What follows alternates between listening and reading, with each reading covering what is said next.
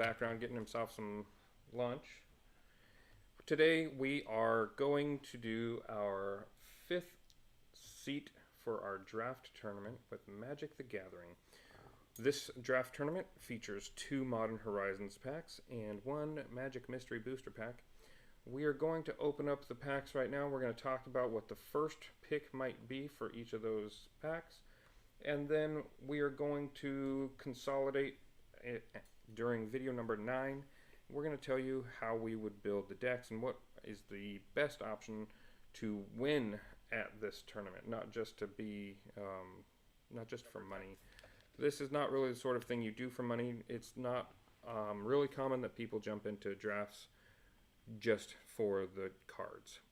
Usually you're doing it to win the tournament. So without any further ado, we are going to, here's our 3 packs for seat number 5. And I'm going to just start cracking them into it. We're going to see what this person might take on their first draft. And then again, like I said, video number 9 is going to be a huge compilation of all the things that people might take. And oh, that's a gorgeous shapeshifter, not foil, although we have seen quite a few of those. Am I having focus issues? And here's our art card.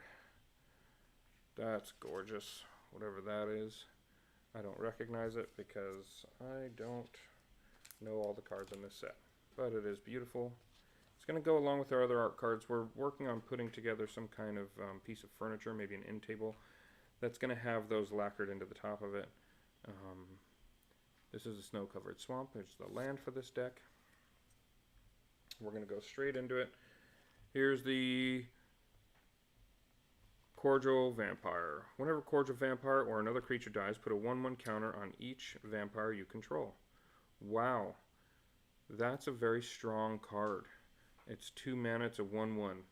1/1 for 2 isn't great, but the fact that it puts a 1/1 counter on each vampire every time a creature dies is kind of a big deal.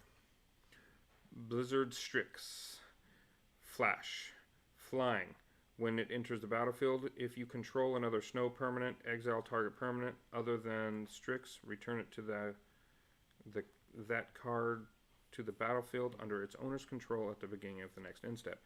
So this has flash. It also allows you to cycle one, or to bounce one of the cards that you have if you have Snowlands. That's one of those things. Again, there's a lot of Snowland opportunity in this series in Modern Horizons. We are probably not going to look at that as very high on our list, just because it needs the interaction with lands. Okay, Goblin Oriflame. Attacking creatures you control get +1/+0. That's an enchantment. Not very strong. Definitely not going to be our first round pick. This is Wing Shards. Target player sacrifices an attacking creature. Whoa. Storm. When you cast this spell, copy it for each spell cast before it this turn. You may choose new targets for each copy. So Storm is a deck that's very popular. This is the first time I've seen something like this in Storm. But essentially, if you do this well, and it's the second or third card that you cast on this turn, it can force your opponent to just sacrifice all of their cards, all of their attacking creatures. And oftentimes that's a big deal, especially if it's attacking. It doesn't matter the strength. This is not like a dealing damage card. This is just straight up sacrificing. So it can destroy just about even indestructible cards. This is something that can get rid of indestructible cards, because sacrificing and indestructible are not the same thing. So that's a very strong white card. Who knows? Maybe it'll be in our top picks. Venomous Changeling. It's Death Touch. It has every card type, including Coward. So probably not in our top. Echo. So this is the Orcish Hellraiser. Let's see. Echo 1 at the beginning of your upkeep. If this came under your control since the beginning of your last upkeep, sacrifice it unless you pay its echo cost. It's a 3/2 for 2, and when it dies, it deals 2 damage to target player or planeswalker. So a lot of times you use this to just get it out there for a turn, and then to deal 2 damage. So you're going to use the fact that Echo makes you sacrifice it. So it's an interesting card. It's a 2 damage for 2 mana, but it also is a 3/2 if you decide you want to keep it on the field.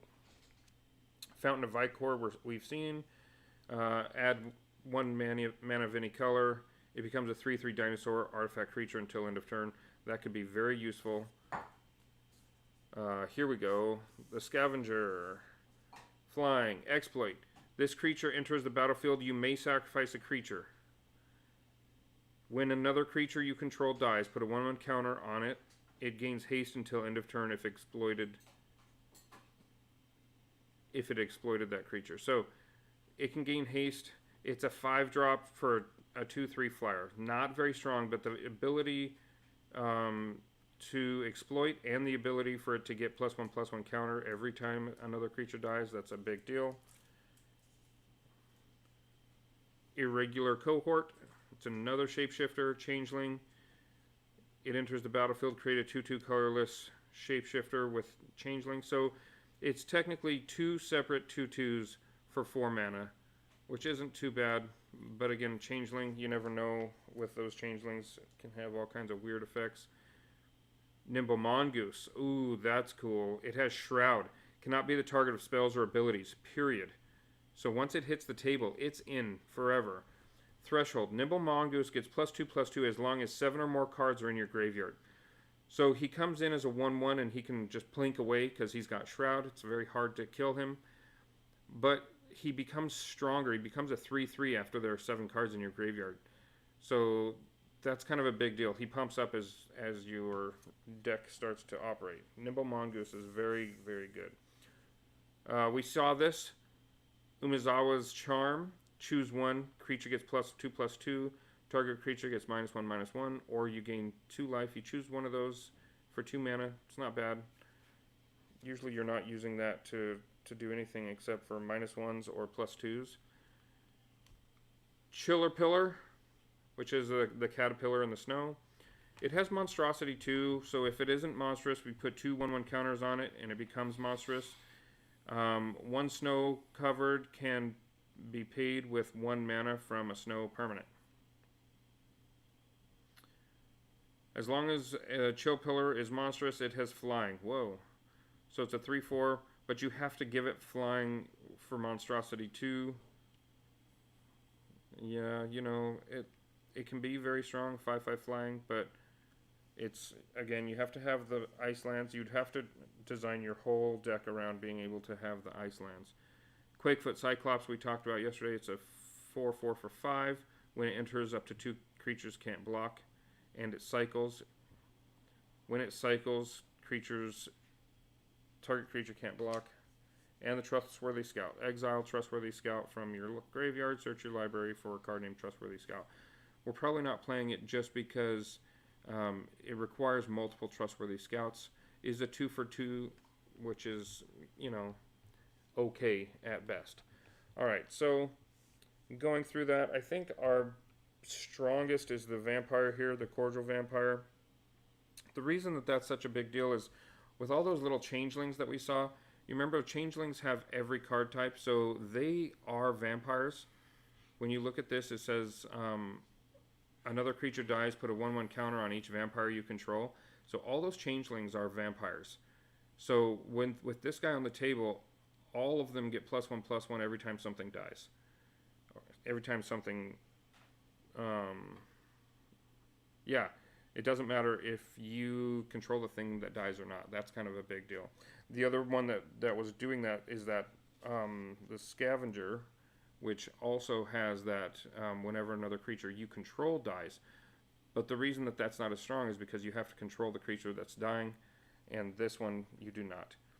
So although he's not a flying vampire, he is +1/+1. He gives everything boosts. So that's probably your best bet for this pack. That's your first round pick. And of course, we're not going to go into what you would pick second because that will be part of the video number 9. at the end of all of this, video 9 will be exciting, and we will have tons and tons and tons of stuff in the background if you guys are interested about video number 9. So, with that in mind, we're taking the Cordial Vampire as our first pick from our first pack. We're going to crack our second pack. We're going to see what our first pick would be if our deck is going black something probably. Ooh, and there is a foily soldier, you guys. Foil tokens is such an odd idea to me. I understand it because they are gorgeous. I don't know if I can get the light to shine just right in this image here so that you can see. That's a gorgeous foily soldier token. There it is. Oh, maybe. Oh, yeah, look at that. All right. So, there's that. Oh, that's the art card for whatever the Ulamog, I think. You see him in the background just kind of like chilling, whereas the rest of the world is kind of getting destroyed. That's a very cool art card. I'm excited. That one's gorgeous. Here's a snow-covered island. Just looks like a pillar sticking out. It's like an iceberg, you know. That's cool. I wonder if that sunk the Titanic. It is what sunk the Titanic. All right, Collected Conjuring. Exile top 6 cards of your library. You may cast up to 2 sorcery cards with converted mana cost 3 or less from among them without paying their mana cost. Put the exile cards not cast this way on the bottom of your library in a random order. So basically you pay 4 mana, 2 red, 2 colorless, and it lets you cast 2 sorceries from among the next 6 cards in your deck. This can be really great. It can be really bad because a lot of times you're not building a deck that's packed with sorceries. So if this were your first round pick, it might be a good card so you can build your deck around it. However, we're not building this particular deck around it because we got the Cordial Vampire. So Collected Conjuring is awesome. We're probably not going to play that card in this deck. Talisman of Curiosity. It gives you green or blue for a single damage. We're probably not playing that either in this deck. Rebuild. Return all artifacts to their owner's hands. Cycling. 2. Probably not in this deck. Artifacts is interesting. I don't know. Urza's Rage. It's a 3. It's got a kicker of 9. This spell can't be countered. Oh, this spell can't be countered. That's pretty straightforward. Urza's Rage deals 3 damage to any target. If the spell is kicked, instead it deals 10 damage to that permanent or player, and the damage can't be prevented. Oh. So this is a 3-cost lightning bolt. But for another 9, which is a total of 11, you can deal 10 damage, and it cannot be countered. 11 damage, or 10 damage that cannot be countered is a big deal. Although 11 mana is outrageous. This is probably not going, although a great card in some instances. Return from Extinction, choose 1. Target creature card from your graveyard to your hand. Return 2 target creature cards that share a creature type from your graveyard to your hand. So you notice the 2 slivers in the image. So this is probably going to be our pick because we're looking at the Cordial Vampire. We're talking about creatures that are what am I trying to say? What is the word? Changelings. Changelings. There it is. We're talking about the changelings already. So Return from Extinction. That might be our first pick from this pack. We'll see. We'll keep going. Windcaller Avian. Flying, cycle 1, which is when you cycle it, target creature gains flying until end of turn. Oh, that's kind of nice. I like the idea of things getting cycling power, getting an ability from cycling. But this is a 6-cost, 4/3 flying. We're probably not putting that in our deck. Pyrophobia we've seen before. Deal 3 damage to target creature. Cowards can't block this turn. That means that all your changelings cannot block as well. Pyrophobia. The Segovian Angel. Flying Vigilance 1/1. I love that card just because it's so simple and it is. I love the flying and the vigilance. together. It's such a cool idea, Sarah Angel, but that's a 1/1 Sarah Angel. The Mob, convoke, destroy target creature, but you can tap up to 4 creatures and do a destroy target creature for 1 black. That is a huge card. So it's great removal. We might actually think about choosing that over the return from extinction. It's entirely possible. This is the Spore Frog. Sacrifice Spore Frog, prevent all combat damage that would be dealt this turn. We're probably not putting that in our deck. Not immediately. Headless Spectre, flying. Hellbent, when he deals combat damage to a player, if you have no cards in hand, that player discards a card at random, which is a great effect. It's the 2/2 that is flying and forces your opponent to discard. But it only does it if you don't have any cards in your hand. So this is really good sometimes and not so good others. It's not the Hypnotic Spectre that does it all the time, but still could be very useful. Not a first round pick, but still very high on our list of things we'd like. Phantom Ninja, can't be blocked. That's a 2/2 for 3. That's straightforward. Not in our deck, probably. Target creature gets +3/+0 and gains haste until end of turn.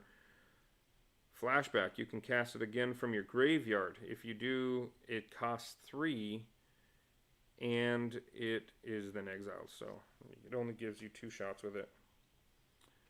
Answered Prayers. Whenever a creature enters the battlefield under your control, you gain 1 life. If Answered Prayers isn't a creature, it becomes a 3/3 angel creature with flying in addition to its other types until end of turn. Oh. Whenever a creature enters the battlefield under your control, you gain 1 life. And if this is not a creature, it becomes a 3/3 angel with flying until end of turn. So this is, for 3 cost, it gives you 1 life every time you bring something in. But it also becomes a 3/3 flyer until end of turn. So it's really hard to remove this. If your opponent doesn't specifically have enchantment destroying ability, then this card is an enchantment anytime that it's their turn. So you're not being able to kill it with your sorceries and things. You can only use it for... they can only kill it with something that kills enchantments. And in a limited format, especially in draft, enchantment killing things are rather rare. So this is probably a really solid card, just not maybe for this deck unless we decide to branch into black-white for some reason. But really our 2 choices for top pick in this pack is either Return from Extinction or the Mob. We're probably looking at Return from Extinction still, and remember the Headless Spectre is also kind of in the running there. We will... you're probably only going to get 1 or 2 cards from this pack. So I'm thinking that you're probably going to go with the Extinction and then the Spectre if it comes back around to you, or the Mob if it comes back around to you. So last but not least, this is the Magic Mystery Booster. Again, 1,700 cards in the set, almost 1,700 cards in the set. Completely packed at random. They have random foils. They have random rarities stuffed throughout the pack.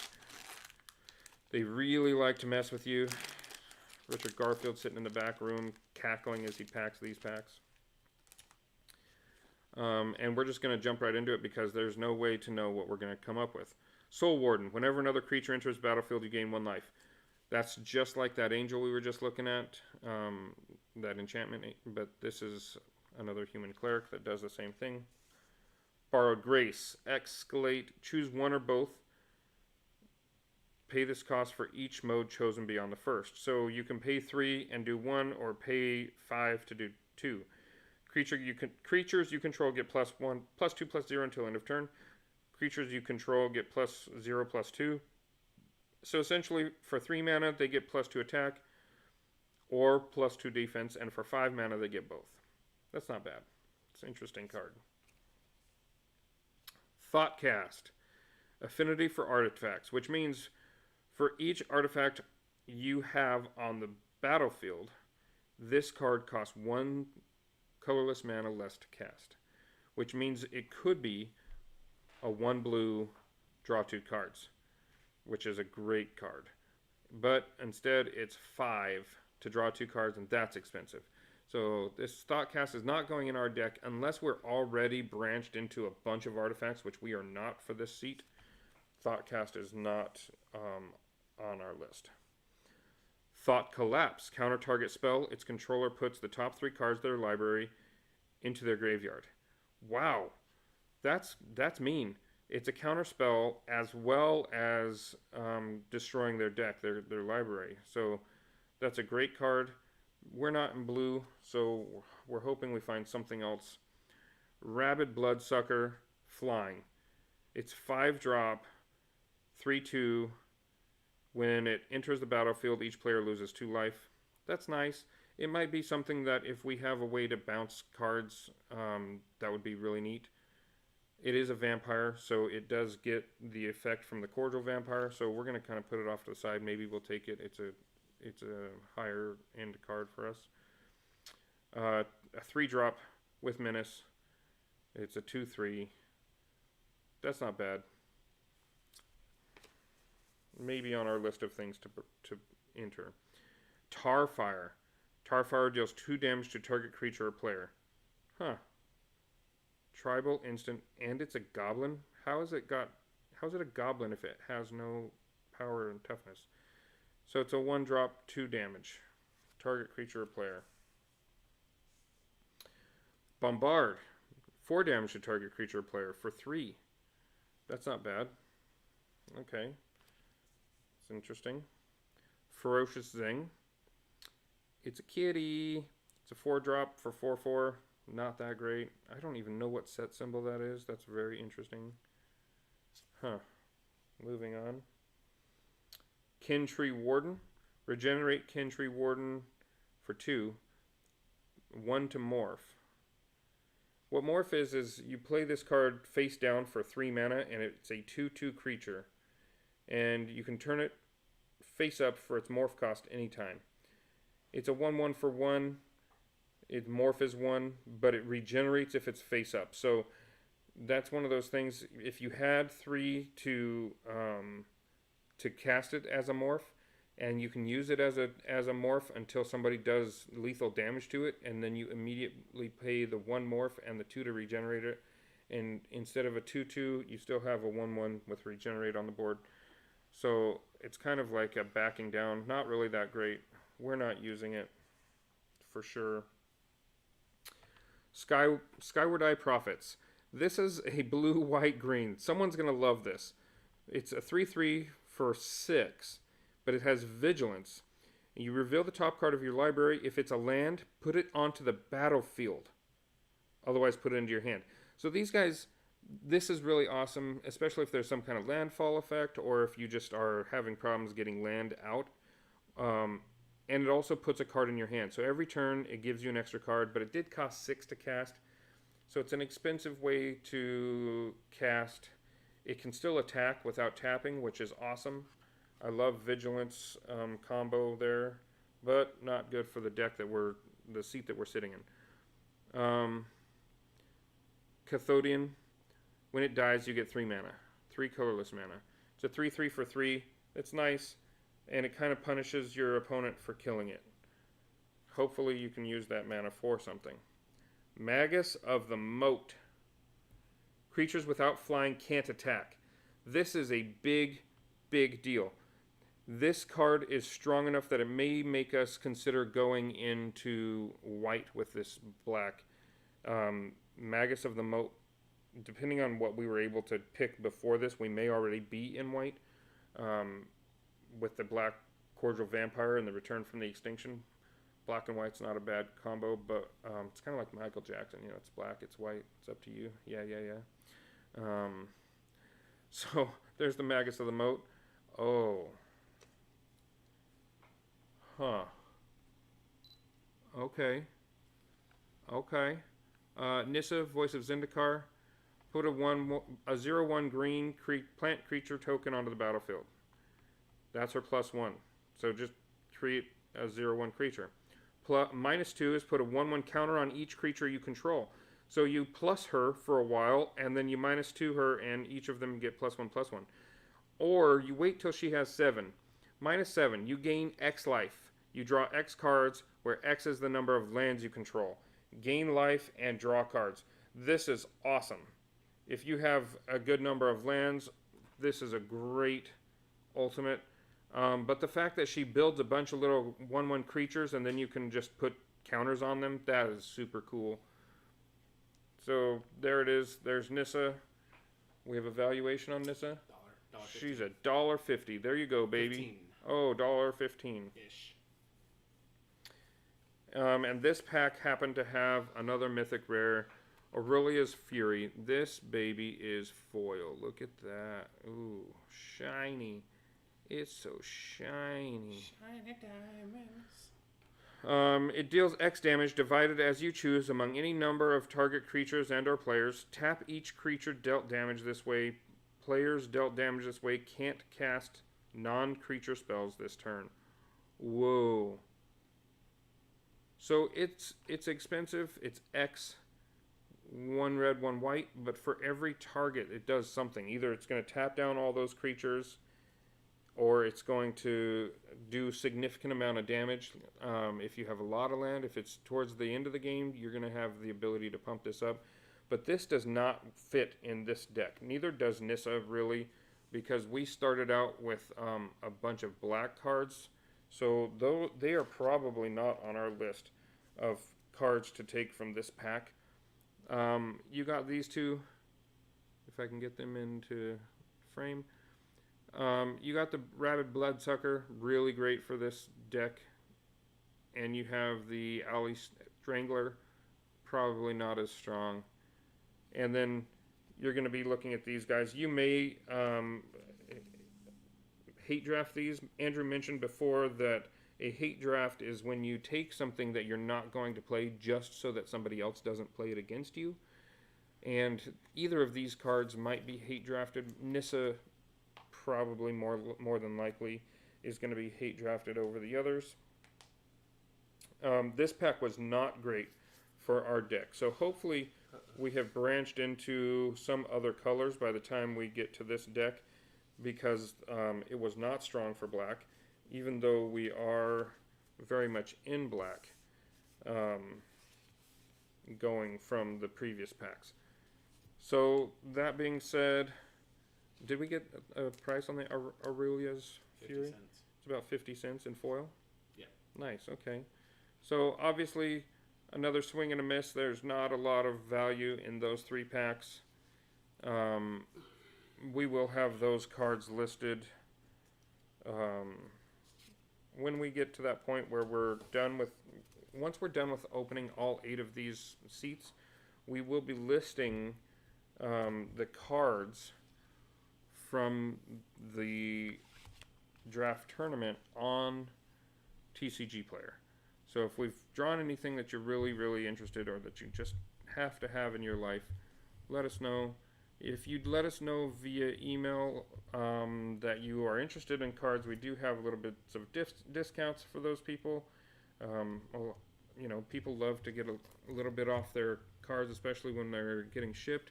Let us know if there's something that you really desire, like the Kiki Jiki or what was Ren the other and one? 6. Yeah, the Ren and 6. If you guys are really interested, you can get a little bit off on those cards.